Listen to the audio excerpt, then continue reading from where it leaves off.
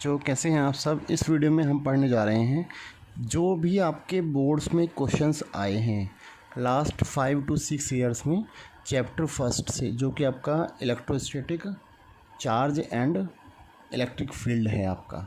उससे जो भी आपके लास्ट के 5-6 सालों में क्वेश्चंस आए हैं बोर्ड के, वो हम यहाँ पे सभी डिस्कस करेंगे। जो आपके 1 मार्क के क्वेश्चन होंगे या 2 के या 3 या फिर 5 के, जो भी इस चैप्टर से क्वेश्चन बने हैं अब तक, अभी हम वो पढ़ने जा रहे हैं। तो ये बहुत ही मस्त वीडियो है, जिसे आप लास्ट तक देखें तो आपको पता लगेगा कि भाई इस चैप्टर में से किस किस तरह के क्वेश्चन बन सकते हैं। चलिए हम पहले शुरू करते हैं फर्स्ट क्वेश्चंस, कि जो आपके क्या है 1 मार्क वाले क्वेश्चन है। मैंने यहाँ पे पहले 1 मार्क के सब अलग कर रखे हैं, फिर 2 मार्क के अलग, फिर 3 मार्क के, और फिर हम पढ़ेंगे इसमें से 5 मार्क का क्वेश्चन जो बनता है वो कैसे बनता है और किस तरह का आता है। ओके, चलिए शुरू करते हैं हम। जिसने वीडियो को जो है लाइक ना करा हो, लाइक कर दीजिए अभी से, और चैनल को सब्सक्राइब कर दीजिए। जो हमारा पहला क्वेश्चन है वो यहाँ पे लिखा हुआ है, draw the pattern of electric field lines when A point charge. ये 2019 में आया है क्वेश्चन। क्या है, पैटर्न बनाना है आपको इलेक्ट्रिक फील्ड लाइंस का जब एक point charge -q is kept near an uncharged conducting plate. एक अनचार्ज कंडक्टिंग प्लेट के पास एक -q चार्ज रखा हुआ है। सो आपको इलेक्ट्रिक फील्ड लाइंस बनानी है उसके लिए। अब बेटा देखो ये किस तरह का है, जैसे कि आपकी ये एक प्लेट है, ये आपकी अनचार्ज प्लेट है। क्या है ये? अनचार्ज प्लेट। इसके पास में एक चार्ज पड़ा हुआ है, कौन सा है? -q का। मान लेते हैं यहाँ पर ये -q चार्ज है इसका। पहली बात तो ये, आपने यदि मेरी सारी फर्स्ट चैप्टर की वीडियोस देखी होगी तो उसमें चार्ज के प्रोडक्शन का मेथड था एक, जिसको हम बोलते थे इंडक्शन वाला मेथड ना। जिसकी वजह से क्या होता था कि जैसे ही आप किसी चार्ज बॉडी को पास लाते हैं तो क्या होता है कि दूसरे पे, उसके उस तरफ वाले एंड पे अपोजिट चार्ज क्रिएट हो जाता है। ये आपके अनचार्ज थी। अनचार्ज का मतलब ये बिल्कुल नहीं है कि इसके पास चार्ज नहीं है, इसके पास चार्ज तो है लेकिन इक्वल अमाउंट में है, प्लस और माइनस बराबर है, जिसको हम कह सकते हैं कि ये आपकी न्यूट्रल बॉडी है। ओके, यदि ये न्यूट्रल है तो यहाँ इस पे प्लस भी है और माइनस भी है। जैसे ही ये माइनस चार्ज के पास है, सो क्या होगा, रिपल्स आपका इंडक्शन की वजह से इधर आपका आ जाएगा पॉजिटिव चार्ज इस तरफ सारा इसके ऊपर, और इधर आ जाएगा आपका नेगेटिव चार्ज। जैसे ही यहाँ पॉजिटिव और यहाँ नेगेटिव क्रिएट हुआ, अब आपको पता है कि लाइंस कहाँ से कहाँ चलती हैं। लाइंस आपकी चलती है पॉजिटिव टू नेगेटिव। सो यहाँ से लाइंस स्टार्ट होगी पॉजिटिव टू नेगेटिव चार्ज की तरफ, ऐसी गई लाइन। आपको पता है कि लाइन आपस में काटती नहीं है, लाइन काटेगी नहीं तो क्या होगा, दूसरी लाइन निकलेगी, वो इस तरफ थोड़ा सा बैंड हो जाएगी, वो ऐसे बैंड हो गई, यहाँ से फिर ऐसे, यहाँ से फिर ऐसे, यहाँ से फिर ये ऐसे लाइन निकलेगी, यहाँ से फिर ये ऐसे लाइन निकलेगी। और जो ये माइनस चार्ज है, माइनस से लाइन क्या होगा, इधर आती हुई नज़र आएगी। यहाँ पे ऐसे लाइन आ रही है, चाहे वो कहीं से आ रही हो, यहाँ पे नेगेटिव से ऐसे लाइन आती फील होगी। सो ये इसकी क्या है, इलेक्ट्रिक फील्ड लाइन से आपको इस तरह से बनाना था। एक बार यही क्वेश्चन 2016 में भी आया था, बस केवल चार्ज को चेंज कर दिया गया था, यहाँ पे प्लस चार्ज कर दिया था। उसमें क्या किया था कि ये मान लेते हैं आपका ये अनचार्ज बॉडी है, यहाँ आपका +q चार्ज रखा गया था। बोला कि यहाँ पे +q चार्ज है इसके पास में। So draw the pattern of electric field lines for this. So आपको क्या करना था कि ये अनचार्ज बॉडी है तो इसका मतलब यहाँ पे क्या हो जाएगा, नेगेटिव नेगेटिव आ जाएगा इसके पास में, और इससे दूर क्या हो जाएगा, पॉजिटिव चार्ज आ जाएगा। इसके इस एंड पे पॉजिटिव, इस एंड पे नेगेटिव आ जाएगा। लाइन शुरू होती है पॉजिटिव से, सो पॉजिटिव टू नेगेटिव ऐसी लाइन्स आनी थी आपकी, इस तरह से लाइन्स चलनी थी इस वाले केस में। जो ये क्वेश्चन 2016 में आया था उसमें लाइन इस तरह से ड्रॉ होनी थी और यहाँ से बाहर निकलनी थी, उसमें ऐसे बनाना था। 2019 में आया है उसमें ऐसे ड्रॉ करना था आपको। ओके, तो ये आपका पहला क्वेश्चन था 2019 का 1 मार्क का। फिर ये क्वेश्चन है 2012 में आया है, why do electrostatic field lines not form close loop. वो क्लोज लूप क्यों नहीं बनाती।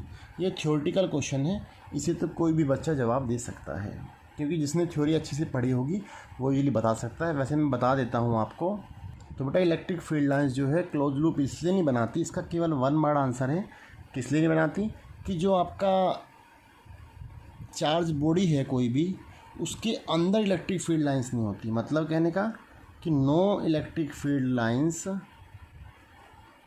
Exist inside the body.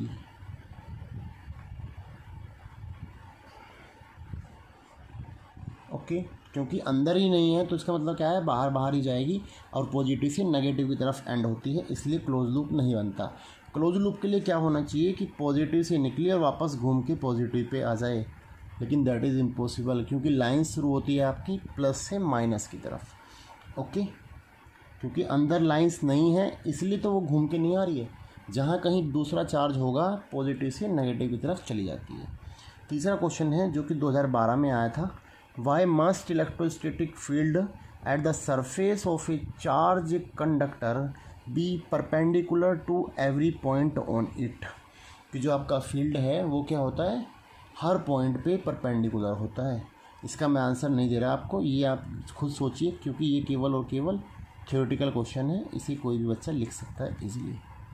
Fourth question पे आते हैं, draw plot showing variation of electric field. जो थर्ड क्वेश्चन है इसका आंसर आप मेरे को कमेंट करना।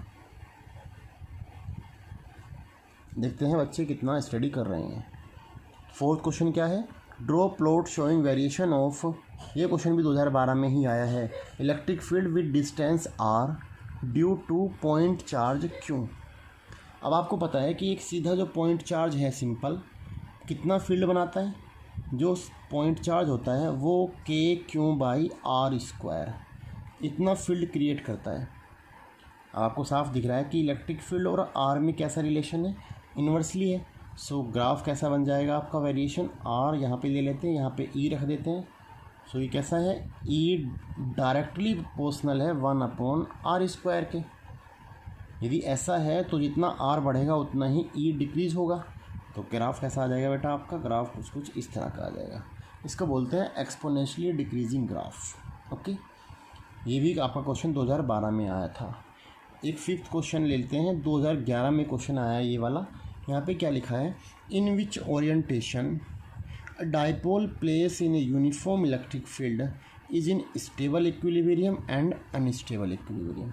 ये आपका टॉर्क से रिलेटेड क्वेश्चन है कि जब आप किसी डाइपोल को क्या करते हैं, इलेक्ट्रिक फील्ड में पुटअप करते हैं तो उसके ऊपर एक टॉर्क लगता है जिसकी वैल्यू कितनी होती है, tau is equal to P E sine theta. इतनी वैल्यू होती है इसकी ना। इसी वैल्यू पे जो ये आपका थीटा है, इस थीटा पे ही डिपेंड करता है कि भाई आपका स्टेबल इक्विलिब्रियम होगा या अनस्टेबल इक्विलिब्रियम होगा। इस टॉर्क का डेरिवेशन भी मैंने फर्स्ट चैप्टर की वीडियो में डाल रखा है, तो वहाँ से आप इजीली देख सकते हैं। वहाँ से आपको ज़्यादा एक्सप्लेन हो जाएगा कि भाई स्टेबल कहाँ होता है और अनस्टेबल कैसे होता है। अभी यहाँ पे मैं केवल जस्ट आंसर लिखता हूँ कि स्टेबल कहाँ पे होता है, जब आपका थीटा की वैल्यू कितनी होती है, 0 डिग्री होती है। और अनस्टेबल कहाँ होता है, जहाँ आपका थीटा कितना होता है बेटा, 180 डिग्री होता है। क्योंकि दोनों केसेस में टॉर्क की वैल्यू 0 आती है, साइन 0 भी 0 होता है और साइन 180 भी 0 होता है। जिसने ये लेक्चर ना देखा हो तो वो वीडियोज़ को देख सकता है, लिंक नीचे गिवन है कि भाई जब दोनों वैल्यूज़ टॉर्क की 0 आती है तो why we say this is stable and this is unstable.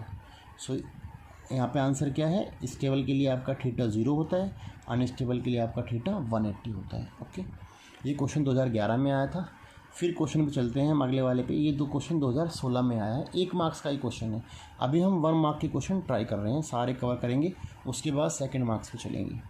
यहाँ पे क्या लिखा है, how does the electric flux due to a point charge enclose by a spherical question surface get affected when its radius is increase. बोल रहा है कि जो आपका एक स्फेरिकल बॉडी है, इसके अंदर कोई चार्ज रखा हुआ है, पॉइंट चार्ज मान लेते हैं क्यों है। सो यहाँ से कितना फ्लक्स निकल रहा होगा आपको पता है कि भाई अकॉर्डिंग टू गॉस थ्योरम किसी भी क्लोज बॉडी से जो फ्लक्स लीकेज आउट होता है उसकी वैल्यू होती है क्यू अपॉन एप्सिलॉन नॉट, कि जितना charge within the body है this divide by epsilon naught. अब क्या ये इसकी रेडियस पे डिपेंड करता है क्या, या इसके एरिया पे डिपेंड करता है? नहीं करता है। यदि आप इसकी रेडियस को इतने से इतना भी कर देंगे तो आपका रेडियस तो बढ़ गया, ठीक है, एरिया बढ़ गया, लेकिन that is independent of this, ये रेडियस पे डिपेंड ही नहीं है। सो क्या होगा इसमें? अनचेंज, कोई चेंज नहीं आएगा फ्लक्स में, क्योंकि flux is only depend on charge, कि आपका चार्ज कितना रखा गया है। ओके, ये आपका छठा क्वेश्चन था 1 मार्क का, जो कि 2016 में आया है। अगले क्वेश्चन पे चलते हैं। अगला क्वेश्चन क्या है, एक आपको फिगर गिवन है यहाँ पे, इन गिवन फिगर, ये क्वेश्चन 2010 में आया है। What is the electric flux due to this configuration. यहाँ पे एक ये बॉडी बना रखी है, पूरी एक एरिया टाइप में है, एक कॉन्फ़िगरेशन है जिसका सरफेस ये क्या है, एस है। 2 चार्ज यहाँ अंदर है, एक +2Q है, एक -Q है, और बाहर +3Q चार्ज है। पूछा गया है कि इलेक्ट्रिक फ्लक्स बताइए। तो बेटा आपको पता है कि किसी भी क्लोज सरफेस के लिए जो इलेक्ट्रिक फ्लक्स होता है वो होता है charge enclose divide by epsilon not. ध्यान रखना इस चीज़ को आप, charge enclose in the surface. ये किसने बताया था? गॉस ने बताया था। ये आपकी गॉस थ्योरम है, ठीक है, Q/ε0। अब इनक्लोज चार्ज कितना है? चार्ज अंदर तो कितना है? +2Q और -Q, तो नेट चार्ज कितना हो गया? +2Q -Q divide by ε0। मतलब यू कैन से कि जो आपका चार्ज Q/ε0, तो जो इसका फ्लक्स है वो कितना हुआ? Q/ε0 फ्लक्स हुआ इसका। अब बात करते हैं +3Q के ऊपर। क्या +3Q फ्लक्स में काम करेगा, कम ऐड होगा? नहीं, क्योंकि क्या है कि भाई सरफेस के अंदर जितना एनक्लोज चार्ज होता है वो ही केवल पार्टिसिपेट करता है फ्लक्स में। अदरवाइज़ ये जो अपना चार्ज है ये ज़रूर इलेक्ट्रिक फील्ड बनाएगा, ये इलेक्ट्रिक फील्ड में ज़रूर भागीदारी करेगा, लेकिन फ्लक्स में ये काम नहीं आएगा। ओके, तो ये था आपका 2010 में क्वेश्चन आया था 1 मार्क का 7वां क्वेश्चन। अभी चलते हैं 2 मार्क के क्वेश्चन पे। ये क्वेश्चन 2019 में आया है। क्या लिखा है क्वेश्चन में? Derive an expression for the electric field due to a dipole moment P at a point on its perpendicular bisector. ये आपका डायरेक्ट एक डेरिवेशन है इलेक्ट्रिक डाइपोल का, कि आपके पास एक डाइपोल है, यहाँ आपका माइनस चार्ज है, इस तरफ मान लेते हैं, ये आपका प्लस चार्ज है आपका, और दोनों जो है एक फिक्स सेपरेशन पे रखे हैं, 2a सेपरेशन है आपकी। यदि इसे सेंटर माना जाए तो ये आपका a है, ये भी आपका a है। ओके, बोल रहा है कि आपको इलेक्ट्रिक फील्ड बताना है कहाँ पे? परपेंडिकुलर बाइसेक्टर, कि जो इसे आधा कर दे, मतलब कि इस लाइन के ऊपर। तो इस लाइन के ऊपर का मतलब क्या है? इसे हम क्या बोल सकते हैं? इक्वेटोरियल लाइन भी बोल सकते हैं। क्वेश्चन को केवल घुमा के दिया है, परपेंडिकुलर बाइसेक्टर लिखा है बस केवल, लेकिन आपको कहाँ बताना है? इक्वेटोरियल लाइन पे बताना है कि यहाँ पे कोई पॉइंट है P, इस पॉइंट P पे इस डाइपोल की वजह से कितना फील्ड बनेगा वो आपको फाइंड आउट करना है। ये एक डायरेक्ट एक्सप्रेशन है, डायरेक्ट डेरिवेशन है, जो कि आप इजीली कर सकते हैं। इसमें इसकी भी वीडियो मेरी गिवन है, पीछे आप देख सकते हैं इजीली, लिंक में वीडियो गिवन है कि भाई डाइपोल की वजह से कितना इलेक्ट्रिक फील्ड बनता है एक्सियल लाइन पे और इक्वेटोरियल लाइन पे। ओके, अगले क्वेश्चन पे चलते हैं। 2014 में एक क्वेश्चन आया है। क्या लिखा है यहाँ पे? An electric dipole of length 4 centimetre when place with its axis making an angle of 60 degree with the uniform electric field. मतलब आपको एंगल गिवन है, इसमें 60 डिग्री का है। ऐसे बोल रहा है कि ये आपका इलेक्ट्रिक फील्ड है, यूनिफॉर्म आपका इलेक्ट्रिक फील्ड हो गया। एक डाइपोल रखा है इस तरीके से, ये आपका डाइपोल है, मान लेते हैं ये -Q है, ये आपका +Q है। ये जो डाइपोल है वो 60 डिग्री का एंगल बना रहा है इलेक्ट्रिक फील्ड के साथ में, इतना गिवन है। इस डाइपोल की जो लेंथ है वो कितनी है? 4 सेंटीमीटर, मतलब आपको 2a गिवन है 4 सेंटीमीटर। ओके, और क्या गिवन है हमें?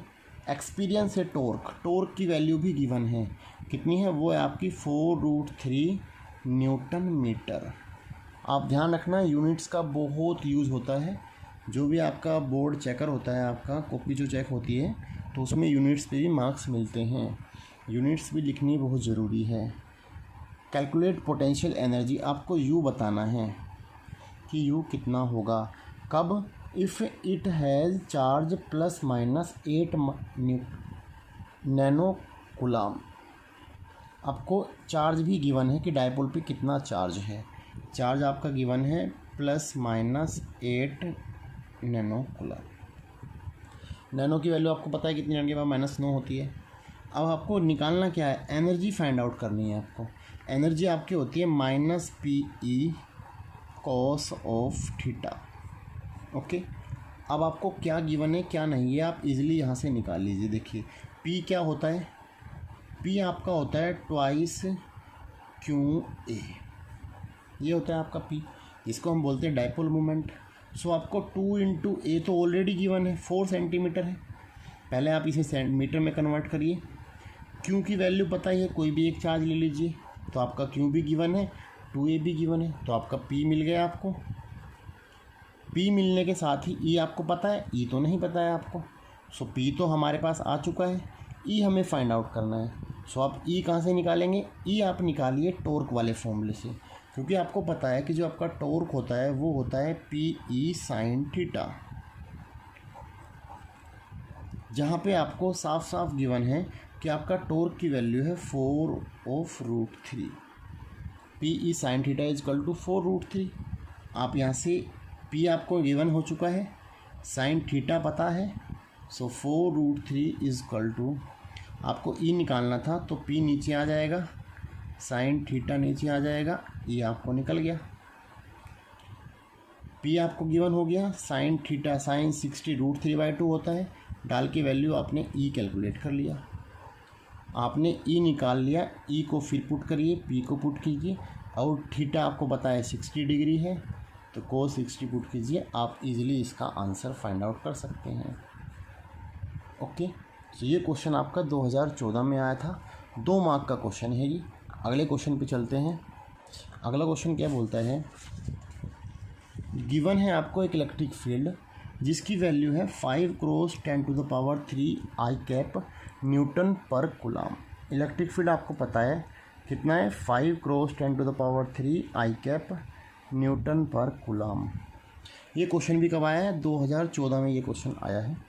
आई कैप का मतलब है कि जो आपका इलेक्ट्रिक फील्ड है वो किधर है बेटा, एक्स एक्सिस की साइड है, आपका एक्स एक्सिस की तरफ इलेक्ट्रिक फील्ड की वैल्यू है।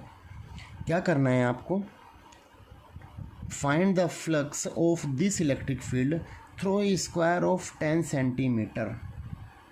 आपको स्क्वायर की एक साइड गिवन है, ए मान लेते हैं, वो कितना है 10 सेंटीमीटर है स्क्वायर की side, on a side whose plane is parallel to YZ plane.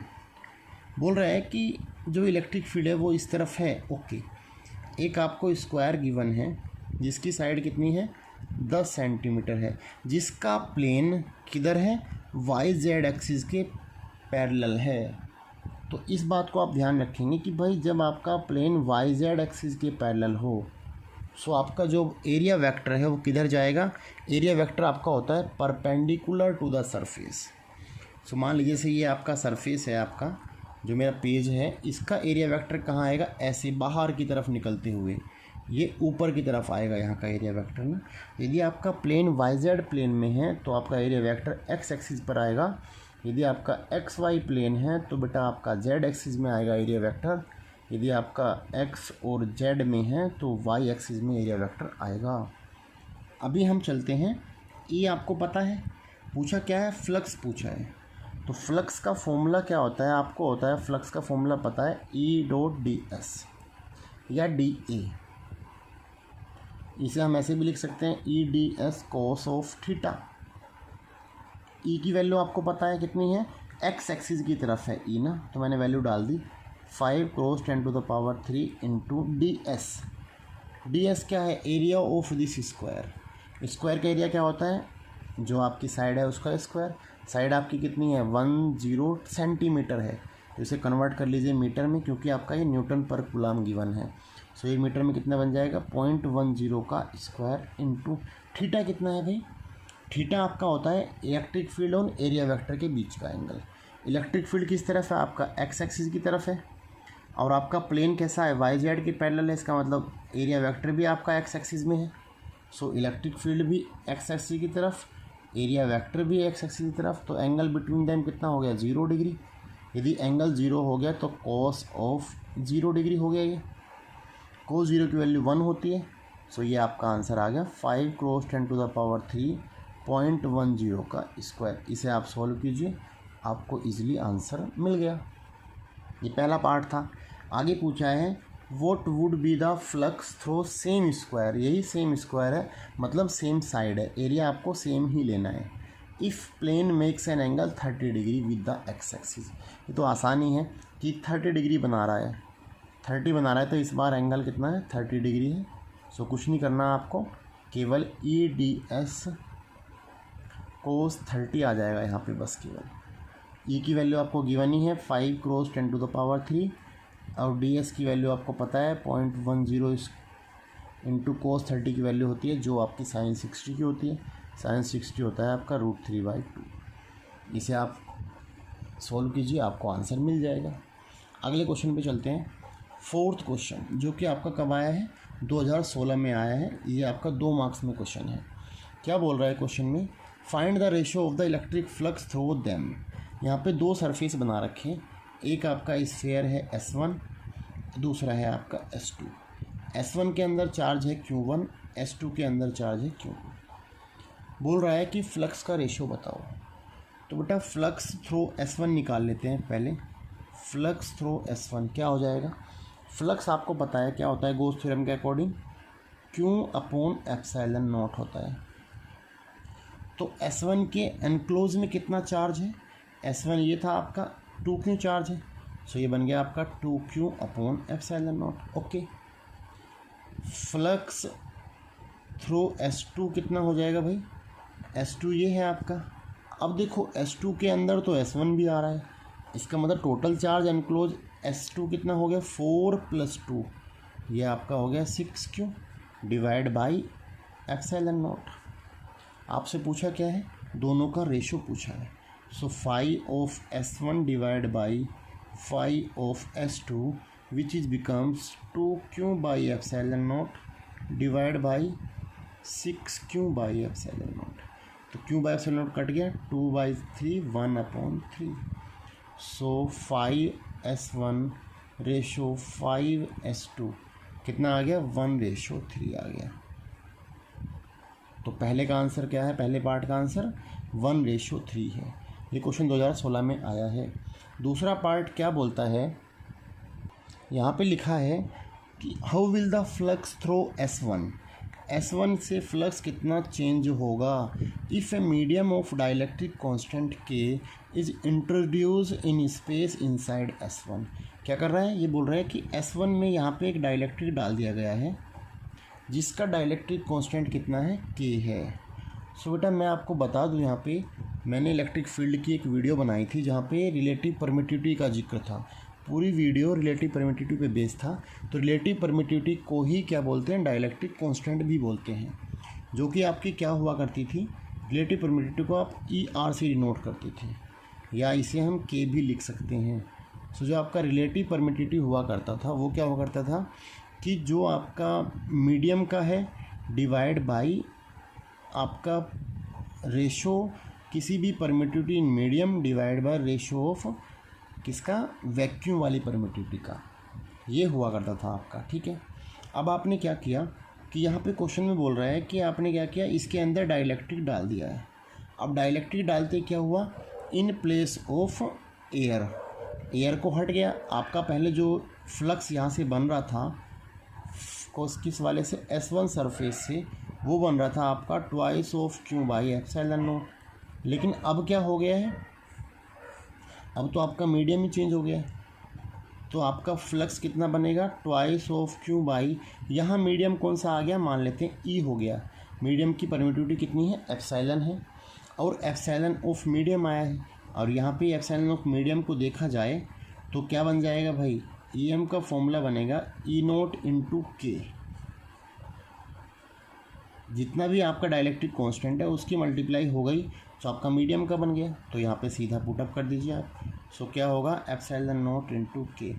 So as compare to previous जो आपका अभी बनेगा फ्लक्स, वो कितना बन जाएगा, 1/k टाइम्स हो जाएगा पहले वाले का। जैसे ही आपने क्या किया, डाइलेक्ट्रिक कांस्टेंट फील कर दिया, तो आपको क्या मिल गया, 1/k टाइम्स फ्लक्स हो गया आपका किसका, जितना पहले गिवन था। तो ये था आपका 2016 का क्वेश्चन, 2 मार्क्स में आया था ये। अभी चलते हैं अगले क्वेश्चन के ऊपर।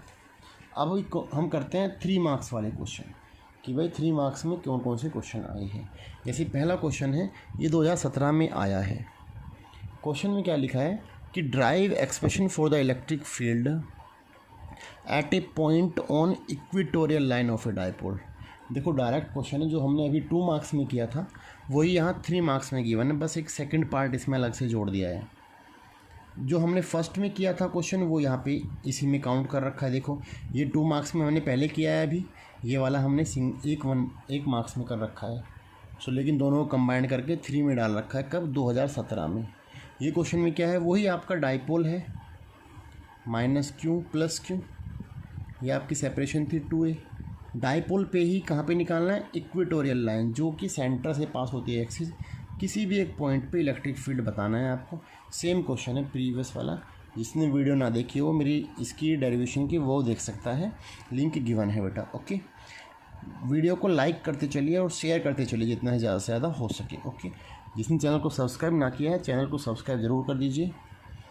अभी चलते हैं सेकंड पार्ट पे। सेकंड वाला भी सेम ही है, वो स्टेबल इक्विलिब्रियम कहाँ होता है, मैंने अभी एक्सप्लेन किया था कि वो थीटा = 0 डिग्री पे होता है स्टेबल, और अनस्टेबल होता है आपका बेटा कहाँ पे, 180 डिग्री पे होता है, जब आप किसी भी डाइपोल को इलेक्ट्रिक फील्ड में पुटअप कर देंगे तो। ओके, अभी 2017 में एक क्वेश्चन आया है, यही क्वेश्चन और में था।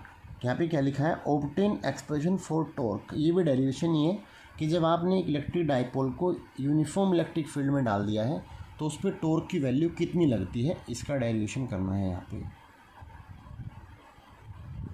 क्या करना है, इसमें टॉर्क कैलकुलेट करना है, जो कि आपका कितना आंसर आएगा, P sin ऑफ थीटा, जिसे हम लिख सकते हैं P × E। ये आपका टॉर्क है। जिसने ये वीडियो भी नहीं देखी है तो वो देख सकता है, लिंक नीचे गिवन है। ओके बेटा, अभी चलते हैं हम अगले क्वेश्चन पे। इसी में एक यहाँ पार्ट गिवन है, what will happen if field were not uniform. यदि फील्ड यूनिफॉर्म ना हो, जैसे अभी तो जो हमने क्वेश्चन किया पहले उसमें क्या हो रहा है कि आपका ये यूनिफॉर्म इलेक्ट्रिक फील्ड है और यहाँ आपका डाइपोल रखा है, ये -q, ये आपका +q, तो इस पर टॉर्क लगता है जिसकी वजह से ये डाइपोल ऐसे घूम जाता है, ऐसे ऐसे रोटेशन करता है, और इसकी वैल्यू टॉर्क कितना लगता है, इतनी वैल्यू होती है। लेकिन यदि अब डाइपोल का फील्ड चेंज कर दिया जाए तो क्या होगा, तो क्या नेट फोर्स 0 होगा इसके ऊपर, या टॉर्क लगेगा कि नहीं लगेगा। यदि आपका मान लेते हैं कि भाई आपका नॉट यूनिफॉर्म फील्ड नहीं है, नॉन यूनिफॉर्म फील्ड है, नॉर्मल सी बात है कि यदि नॉन यूनिफॉर्म फील्ड है तो यार दोनों पॉइंट्स पे अलग अलग फोर्स लगेगा। यदि यहाँ फील्ड की वैल्यू अलग है तो यहाँ पे फोर्स कितना हो जाएगा, Q × O ही होगा। यहाँ पे भी फोर्स कितना होगा, -Q × E होगा। लेकिन चार्ज तो सेम है, लेकिन इसकी वैल्यू E अलग है, यहाँ पे वैल्यू अलग है, तो नेट फोर्स आपका 0 हो ही नहीं सकता। इसका मतलब इस वाले केस में कुछ ना कुछ नेट फोर्स भी रहेगा और आपका टॉर्क भी रहेगा। नेट फोर्स 0 नहीं होगा। हो सकता है कि डाइपोल ट्रांसलेटरी मोशन भी करे प्लस रोटेशन, दोनों काम डाइपोल करेगा यहाँ पे इस वाले केस में। अभी अगला क्वेश्चन देखते हैं। अगला क्वेश्चन क्या है, ये क्वेश्चन 2016 में आया है। क्या लिखा है, a charge is distributed uniformly over a ring of radius a. ये आपकी एक रिंग है जिसकी रेडियस क्या है, ए है, ये इसका सेंटर है। इस पर आपने क्या किया, एक पूरे पे मान लेते हैं हमने चार्ज +Q छोड़ दिया है। पूछ क्या रहा है, obtain an expression for electric field intensity E। Electric field intensity हो या इलेक्ट्रिक फील्ड हो, डज नॉट मैटर, बात एक ही है। At a point on the axis of ring, इसके सेंटर से एक एक्सिस पास होती है, ये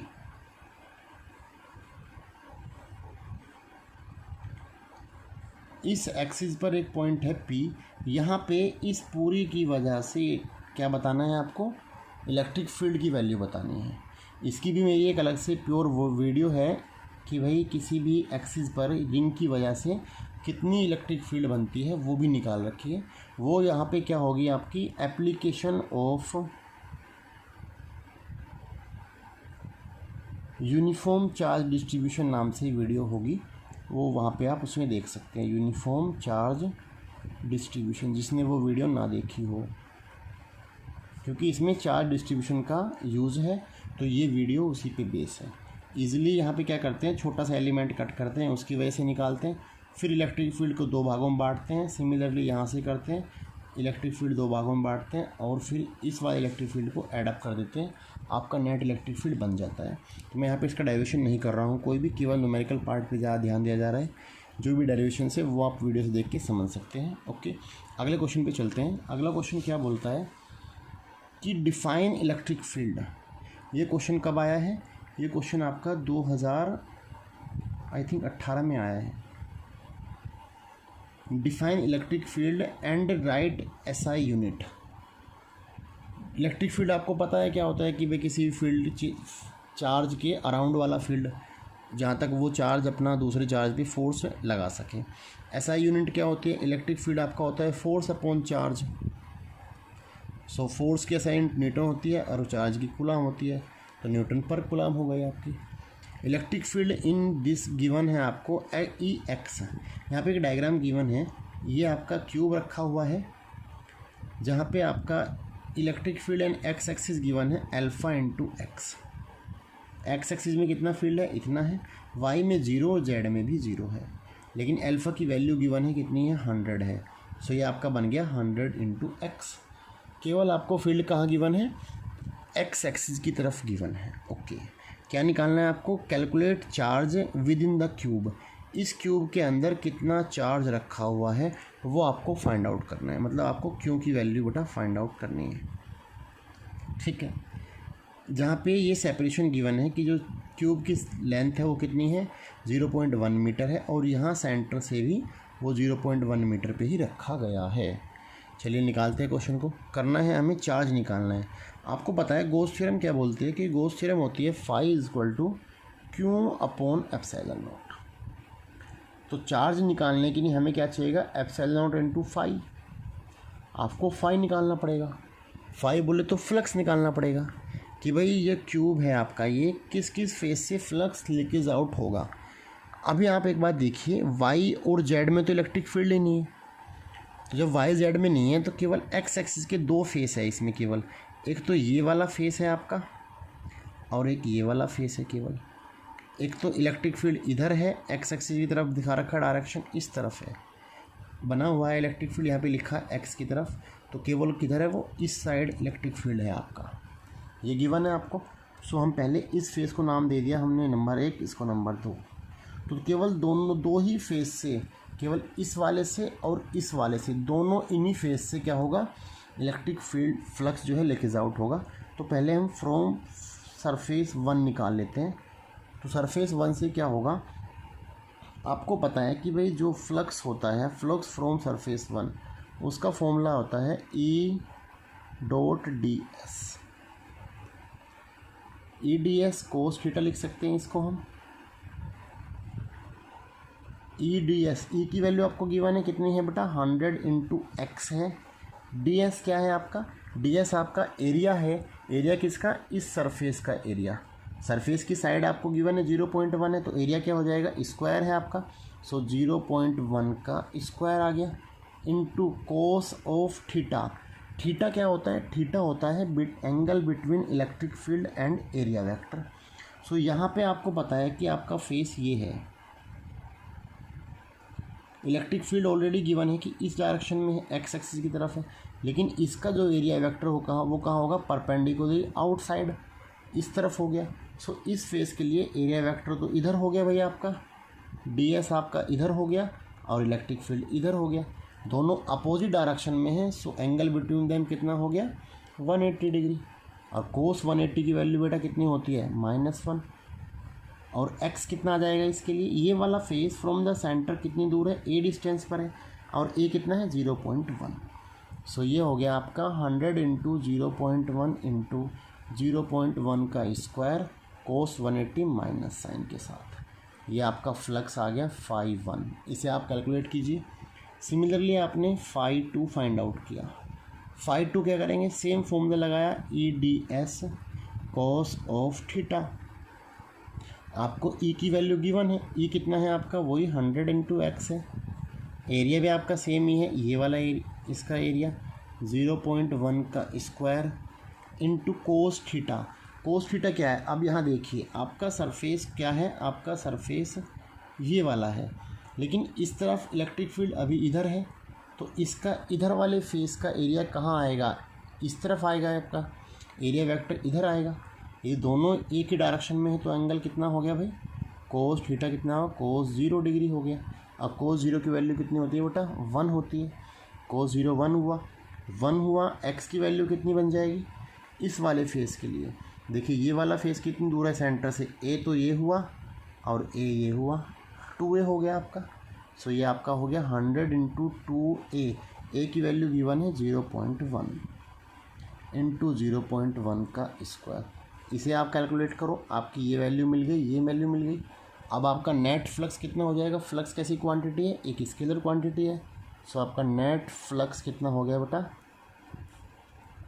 दोनों को ऐड अप कर दीजिए, phi 1 प्लस phi 2। ये प्लस का है, ये माइनस का है, जो वैल्यू बचेगी वो आपका नेट फ्लक्स आ गया। और नेट फ्लक्स को यहाँ पुट अप कर दीजिए। एप्सिलॉन नॉट की वैल्यू आपको गिवन होती है 8.85 10 की पावर -9 होती है, डाल के वैल्यू आपका चार्ज जो है निकल जाएगा। सो ये था आपका क्वेश्चन, जो कि आपका 2018 में आया, एक मोस्ट इम्पोर्टेंट क्वेश्चन कह सकते हैं इसको, जिसके चांस रहते हैं मैक्सिमम टाइम आने के। फ्लक्स पे क्वेश्चन तो आपका क्वेश्चन आता ही आता है। अगला क्वेश्चन देखते हैं, ये 2013 में आया है, बिल्कुल सेम क्वेश्चन है, डिक्टो इसी की तरह का है, बस केवल क्या कर दिया है, यहाँ पे आपका स्क्वायर था और यहाँ पे डाल दिया बेटा सिलेंडर। सब कुछ गिवन है आपका, इलेक्ट्रिक फील्ड भी एक्स एक्सिस में है, एरिया यहाँ गिवन है इसका, क्योंकि आपको एरिया लेना पड़ता है ना, इसलिए यहाँ पे एरिया गिवन है इस चीज़ का। नेट फ्लक्स बताना है और चार्ज बताना है। डिक्टो आपको सेम टू सेम ऐसे ही करना है, सेम एज प्रीवियस। तो आप इसे खुद ट्राई कीजिए, ये आपका होमवर्क है। इसका आंसर भी आप जो है कमेंट सेक्शन में मेंशन करेंगे, फिर मैं बताऊंगा किसने ठीक किया है, किसने ट्राई किया है। अभी चलते हैं नेक्स्ट क्वेश्चन पे।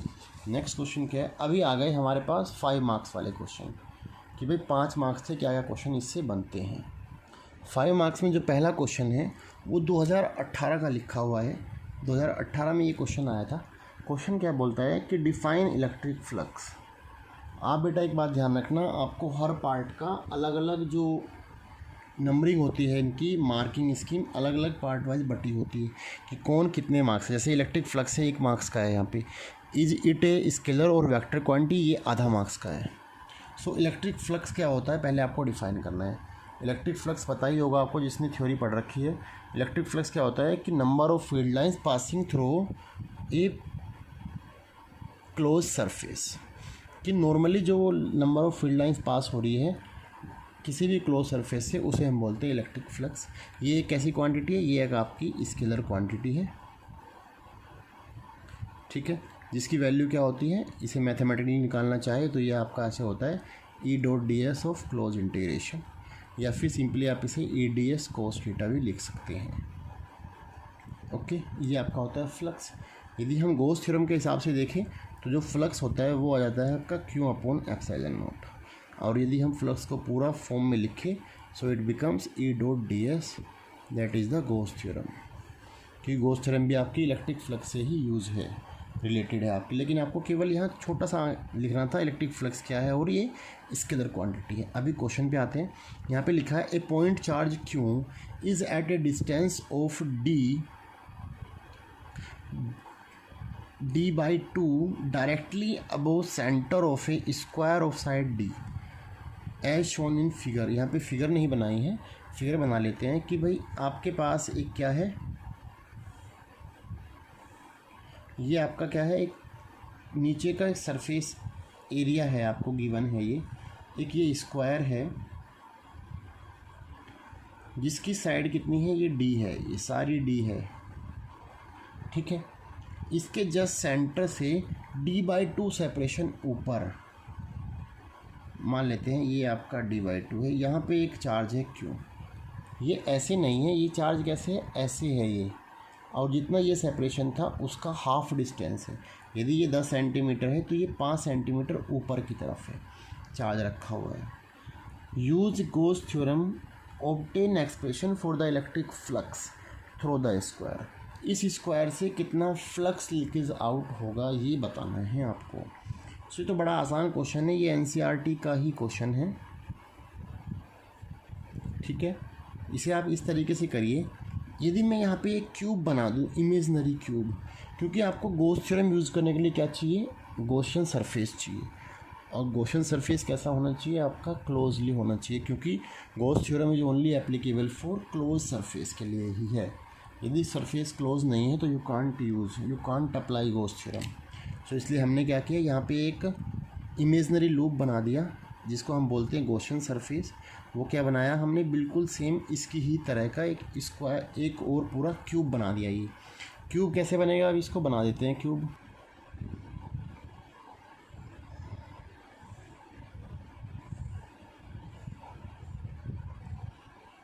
ये आपका क्यूब बन गया। क्या है कि आपके पास ये सरफेस गिवन है, देखो अब नीचे वाला इसे ले लेते हैं हम, एक ये नीचे वाला सरफेस था, मान लेते हैं ये हमें गिवन था। इसके सेंटर से जस्ट d/2 पर यहाँ एक चार्ज था ये, तो हमने एक फेस ये हो गया, एक फेस ये, एक ये इधर वाला, एक नीचे वाला, तो इसमें कितने फेस है, इसमें टोटल 6 फेस है। अब ये क्या हुआ, ये चार्ज जो भी यहाँ रखा था d/2 पे, क्योंकि ये पूरी सेपरेशन थी और ये ऐसे आधा था, तो आपने पूरे बराबर साइज की एक आपने दीवार सी बना दी चारों तरफ, तो आपकी 6 दीवारें बन गई, तो आपका एक क्यूब बन गया। अब चार्ज कहाँ आ गया, एकदम चार्ज मिडिल में आ गया है, चार्ज मिडिल में आ गया है, तो क्या होगा, एक क्लोज डिब्बा बन गया। और क्लोज सरफेस से कितना फ्लक्स निकलता है गॉस थ्योरम के अकॉर्डिंग, गॉस थ्योरम क्या बोलती है कि जो आपका फ्लक्स होता है वो क्या होता है, Q/ε0 होता है क्लोज सरफेस से। इसका मतलब इसके पूरे के पूरे से, इस क्यूब से कितना फ्लक्स लीकेज आउट हुआ, आपका Q/ε0 हुआ। लेकिन क्वेश्चन में पूछा है केवल थ्रो ए स्क्वायर, केवल इस वाले फेस से बताना है, A, B, C and D, इस फेस से कितना होगा। सो भाई 6 फेस से, क्यूब में तो 6 फेस है ना, 6 फेस से होता है Q/ε0। सो एक फेस से कितना हो जाएगा, 1/6 Q/ε0। सो आपका कितना फ्लक्स लीकेज आउट हुआ इससे, 1/6 Q/ε0। तो इसमें आपको केवल और केवल थ्योरेटिकल चीज़ें लिखनी थी और एक दो ये लाइन लिखनी थी बस, ठीक है। अगला पार्ट क्या है इसमें, if point charge is now move to a distance d। पहले कहाँ पे था बेटा, ये पहले d/2 पे था, अब पूरा d पे चला गया है। From the centre of the square and the side of square is doubled. अब देखो ज़रा क्वेश्चन पे ध्यान दें आप, यहाँ पे d/2 पे था तो साइड d थी आपकी, मतलब सेंटर में आ रहा था। अब क्या कर दिया, साइड को डबल कर दिया है, ये आपका ट्वाइस ऑफ d कर दिया है, लेकिन जो ये हाइट थी अब वो d कर दी है। यदि मैं यहाँ 2d की दीवार खींचूंगा, यहाँ पे 2d खींचूंगा तो ये सेंटर में आ जाएगा, तो क्या हुआ, how electric flux will be affected. So ये सेंटर में आ गया, तो इसका मतलब क्या है, फिर भी कोई फ्लक्स चेंज नहीं होगा, क्योंकि भाई फ्लक्स तो इस चीज़ों पे डिपेंड ही नहीं करता मेजरमेंट पे, कि आप डबल करें ट्रिपल करें कोई फ़र्क नहीं पड़ रहा। यदि आप ढंग से देखें तो भी ये सेंटर में ही है, और सेंटर में हो या ना हो उससे कोई फ़र्क नहीं पड़ता, क्योंकि आपका फ्लक्स क्या है, केवल और केवल चार्ज पे डिपेंड करता है। जब आपका चार्ज चेंज ही नहीं किया है तो फ्लक्स की वैल्यू पे भी इफेक्ट नहीं पड़ेगा। सो इसका आंसर क्या हो जाएगा, अनइफेक्टेड, नॉट चेंज। आपका कोई चेंज क्या आएगा बेटा, नहीं आएगा फ्लक्स में। ये क्वेश्चन 5 मार्क्स का था पूरा का पूरा, आपको मैक्सिमम ये 5 मिनट में हो जाना चाहिए था। बहुत आसान क्वेश्चन है, बस यदि किसी बच्चे का कंसेप्ट क्लियर हो तो। अगला क्वेश्चन पे चलते हैं। अगला क्वेश्चन क्या है, ये गॉस से रिलेटेड क्वेश्चन है। ये तो फ्लक्स से था जो अभी पहले पढ़ा हम 2018 का, ये वाला क्वेश्चन भी 2018 का ही है। लेकिन क्या है, जैसे आपके 3 पार्ट्स आते हैं ना, 3 पेपर आते हैं आपके, A, B, C 3 पार्ट में डिवाइड होता है, अलग अलग वो होते हैं आपके।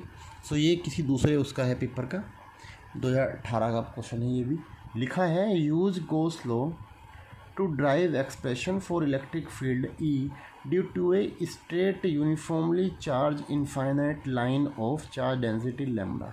ये डायरेक्ट है कि आपका गोस थ्योरम को यूज़ करके आपको जो उसकी फर्स्ट एप्लीकेशन थी कि एक लाइन चार्ज की वजह से आपके पास एक लाइन है जिस पे आपका एक चार्ज फैला हुआ है,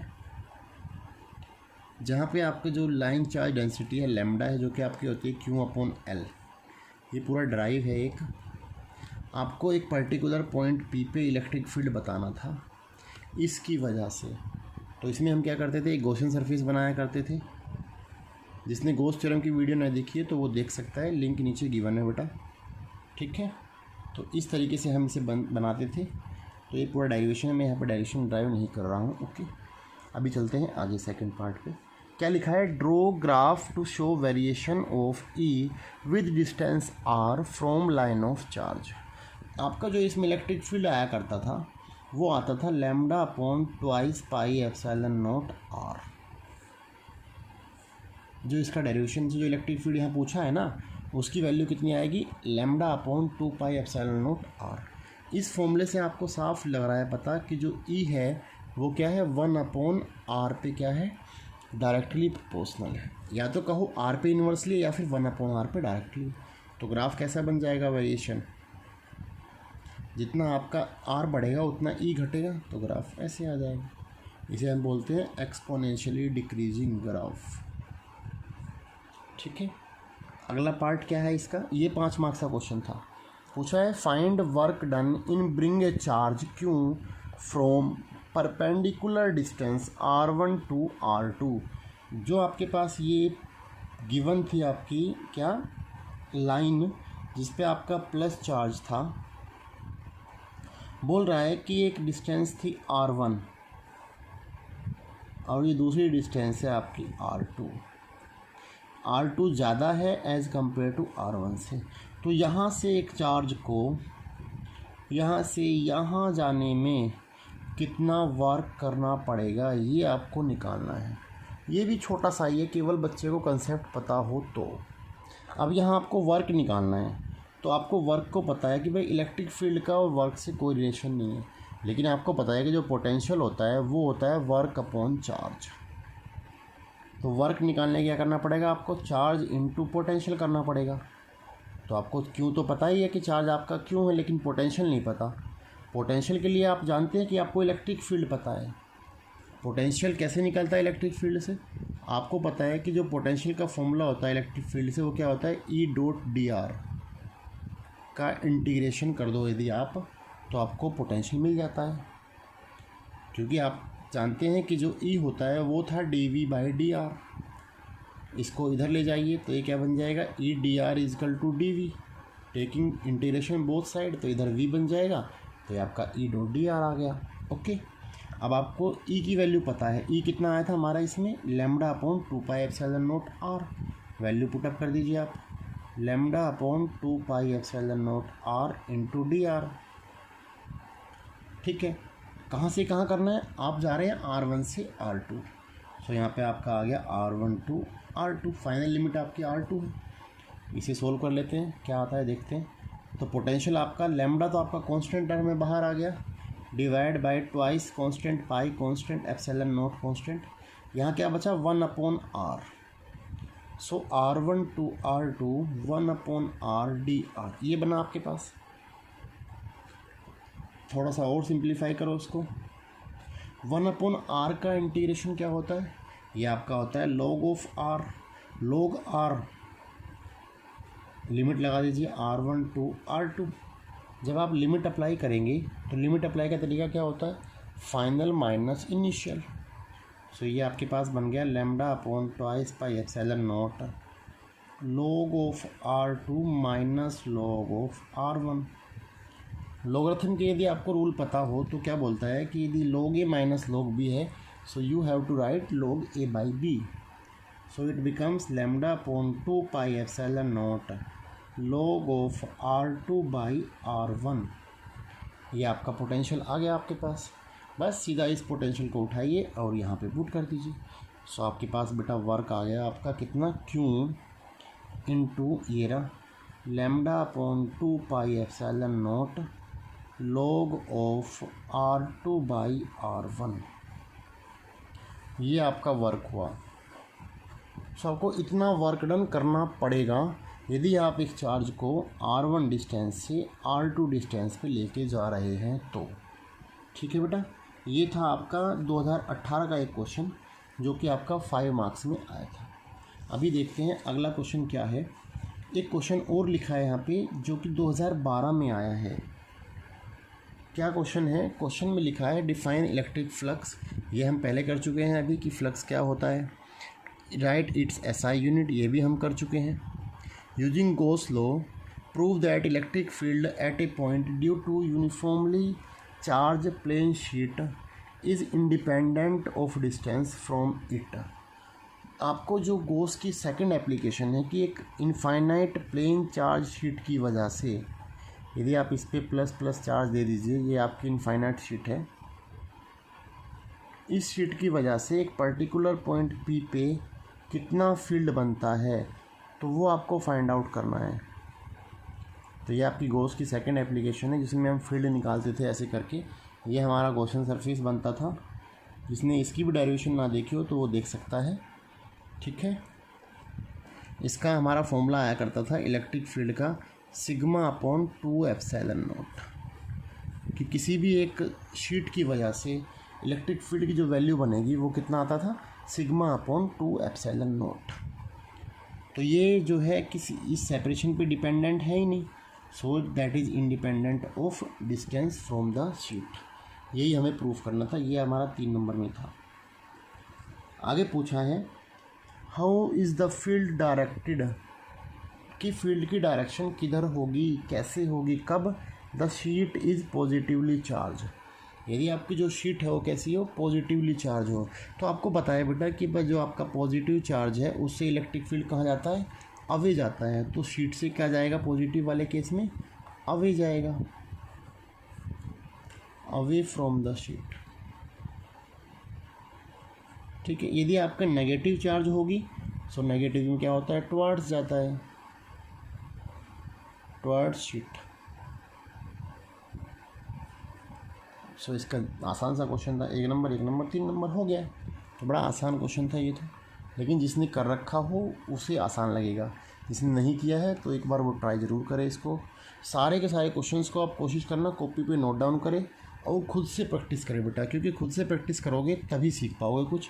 इसकी तरह का कोई भी न्यूमेरिकल कोई भी क्वेश्चन आ जाए तो फिर आप नहीं छोड़ोगे उसको।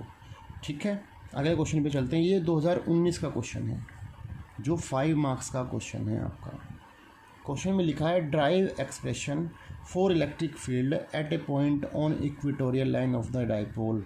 सेम वही क्वेश्चन आ गया कि डाइपोल की वजह से जो आपका डाइपोल था इस वाली लाइन पे इलेक्ट्रिक फील्ड की वैल्यू बतानी है, जो हमने अभी 3 मार्क्स में भी किया है और 2 मार्क्स में भी किया है। ओके, यहाँ तक तो ओके, ये कोई बात ही नहीं है। सेकंड क्वेश्चन क्या बोलता है, ये 3 मार्क्स में क्वेश्चन है, वो 2 मार्क्स में था। 2 identical point charge q each, दोनों का चार्ज क्या है, क्यों है, are kept 2 metre apart in air. मान लेते हैं कि ये आपका है, यहाँ पे स्मॉल क्यू है, यहाँ पे भी स्मॉल क्यू है, और ये सेपरेशन है बेटा 2 आपकी, ये 2 मीटर आपकी सेपरेशन है। A third point charge q of unknown magnitude and sign is place on line joining charge such that the system remains in equilibrium.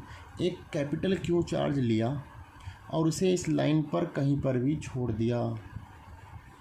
Then find out the इसकी वैल्यू क्या है और इसका साइन क्या है, कि भाई इसे यहाँ से कितनी डिस्टेंस पे छोड़ा गया है, आपको ये बताना है। सो हम मान लेते हैं कि जो आपका चार्ज है वो कहाँ है, यहाँ पर है, इस पॉइंट पी पर है जो हमने कैपिटल क्यू चार्ज छोड़ दिया है। Suppose this distance is x, so इधर कितनी बचेगी, 2 माइनस एक्स बचेगी। ये जो क्वेश्चन है वो कूलम्ब्स के एक टाइप में आता है, जो मैंने कूलम्ब्स की एक वीडियो डाली थी फर्स्ट चैप्टर में, कूलम्ब्स लॉ पे बेस्ड थी वीडियो, जिसमें इसके 3 टाइप के क्वेश्चंस थे, तो उसमें ये भी एक क्वेश्चन था। तो ये क्या बोलता था कि भाई यदि आपने चार्ज यहाँ रख दिया है तो उसका मैग्नीट्यूड और आपको वैल्यू बतानी है कि एक्स कितना है। सो यहाँ पे एक कंडीशन लिखी हुई थी, such that system remains in equilibrium, तो बेटा इक्विलिब्रियम का मतलब आपको पता होना चाहिए। इक्विलिब्रियम होता है कि net force zero on the body, कि जो चार्ज है आपके मूव ना करे। चार्ज यदि मूव नहीं करेगा तो जो ये चार्ज था, जो ये चार्ज था और जो ये चार्ज है, वो तीनों सेम प्लेस पे होने चाहिए, वहाँ से ना हिले। यदि मैं इसको नंबरिंग कर दूँ, ए पी है या ए बी और सी कर देते हैं इसको, दैट मीन्स इक्विलिब्रियम का मतलब है कि जो फोर्स ए और बी के बीच में है वही फोर्स आपका बी और सी के बीच में भी होना चाहिए, और वही फोर्स आपका ए और सी के बीच में भी होना चाहिए, तभी आपका सिस्टम जो है इक्विलिब्रियम में रहेगा। बस अब तीनों कंडीशन को लगा दीजिए आप। इन दोनों के बीच का जो फोर्स आएगा वो कितना आएगा, के Q into q divide by x square, क्योंकि आपका फोर्स क्या होता है, कूलम्ब्स लॉ क्या बोलता है, के Q1 Q2 by are square is equal to इन दोनों के बीच का फोर्स के capital Q into q divide by 2 minus x का square should be equal to इन दोनों के बीच का फोर्स के small q square divide by 2 square. ये आ गया आपका। बस दोनों इक्वेशन को सोल्व कीजिए, आंसर आपका आ जाएगा। यदि मैं इन दोनों को सोल्व करता हूँ सो ये पूरा कैंसिल आउट हो जाएगा टर्म। यहाँ क्या बचेगा, 1/x square is equal to 1/2 minus x square का स्क्वायर। सो ये आपका बन गया 2 माइनस एक्स का square is equal to x square. इसे आप सोल्व करेंगे तो 2 minus x is equal to x. So x is equal to आ गया आपका 2x is equal to 2, x is equal to 1। सो जो आपकी x की वैल्यू आ गई कि आपका पॉइंट चार्ज कहाँ रखा गया है, जो आपने क्यू चार्ज छोड़ा है वो फ्रॉम द इस क्यू चार्ज से कहाँ है, 1 मीटर पर है। मतलब कि यदि पूरी 2 मीटर है तो इसका मतलब चार्ज कहाँ पर है, सेंटर में चार्ज है आपका, चार्ज सेंटर में रखा गया है। बस ख़त्म, इतना ही बताना था आपको। और चार्ज सेंटर में रखा गया है तो फोर्स कैसा होगा, और साइन भी बताना है चार्ज का, कि चार्ज का साइन क्या होगा, पॉजिटिव होगा या फिर नेगेटिव होगा, ये कौन सा चार्ज होगा इसका भी बताना था। सो बेटा साइन के लिए क्या करेंगे, आपको गिवन है कि भाई दोनों क्या है, दोनों पॉजिटिव चार्ज है या दोनों नेगेटिव चार्ज है, सेम चार्ज है आपकी। सो जो यहाँ बीच में चार्ज छोड़ेंगे आप, वो हो सकता है कि पॉजिटिव भी हो या हो सकता है नेगेटिव भी हो, उससे फ़र्क नहीं पड़ता, क्योंकि दोनों के केस में क्या होगा, फोर्स जो है इक्वल एंड अपोजिट लगेंगे, तो उससे फ़र्क नहीं पड़ेगा कुछ भी। ओके, सो ये था आपका आज का लास्ट क्वेश्चन जो 2019 में आया था, 5 मार्क्स का क्वेश्चन था। तो आज की वीडियो आपको कैसी लगी कमेंट्स ज़रूर करें, लाइक ज़रूर करें और शेयर बहुत ज़रूरी है। जिसने चैनल को सब्सक्राइब ना किया हो चैनल को सब्सक्राइब कर दीजिए। Thank you so much.